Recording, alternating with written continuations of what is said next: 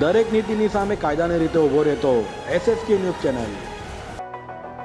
ગુજરાતની 1 લાખ આંગણવાડી વર્કર અને હેલ્પર બહેનોના માનદ વેતન વધારા સહિતની પડતર માંગણી અંગે નિર્ણય કરવા માંગ કરાઈ છે। ગુજરાતની 1 લાખ આંગણવાડી વર્કર હેલ્પર બહેનો ગુજરાત સરકારની તમામ યોજનાઓને ગ્રામ્ય સ્તર સુધી અમલમાં મૂકવા માટે સતત કામગીરી બજાવે છે। કેન્દ્ર સરકારનો આ પ્રોજેક્ટ છે, છતાં કેન્દ્ર સરકાર દ્વારા 2018 પછી કોઈ જ માનદ વેતનમાં વધારો કરાવો નથી। તે પરત્વે 1 લાખ આંગણવાડી બહેનોમાં ભારે રોષ છે, જેની અલગથી કેન્દ્ર સરકારને રજૂઆત કરાઈ છે। રાજ્ય સરકાર તરફથી પણ કેન્દ્ર સરકારને દરખાસ્ત કરાઈ છે। ગુજરાત સરકાર દ્વારા 2023માં શ્રમજીવીઓના લઘુત્તમ વેતનમાં વધારો જાહેર કર્યો છે, જેમાં 496 દૈનિક વેતન કરાયું છે। આંગણવાડી વર્કર હેલ્પરને લઘુત્તમ વેતન આપવું જોઈએ। ઘણા માસના આંદોલન બાદ પણ સરકારી માંગણીઓનો ઉકેલ લાવેલ નથી। 3 માસના પગાર વધારા ઉપરાંત ઉકેલી શકાય તેવી માંગણીઓ પણ રજૂ કરી હતી। તે પૈકી એક પણ માંગણી ઉકેલાઈ નથી।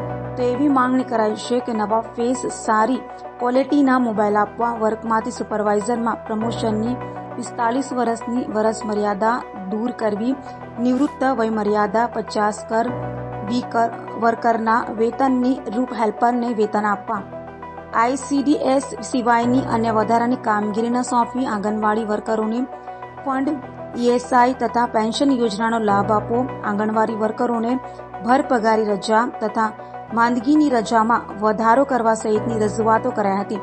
એ વચનો પૂરા કરાવેલ નથી। जी आपનું નામ? મારું નામ સીમાબેન શ્રીમાલવે, ગુજરાત આંગણવાડી કર્મચારી સંગઠનમાંથી અમે આવેલા છે। અમારી ટ્રેડ યુનિયન છે, એમાં આશા વર્કરો અને આંગણવાડી બહેનો સંયુક્ત રૂપે આજે લડતમાં આવ્યા છે। અમારી માંગણી દિવસ છે આજે।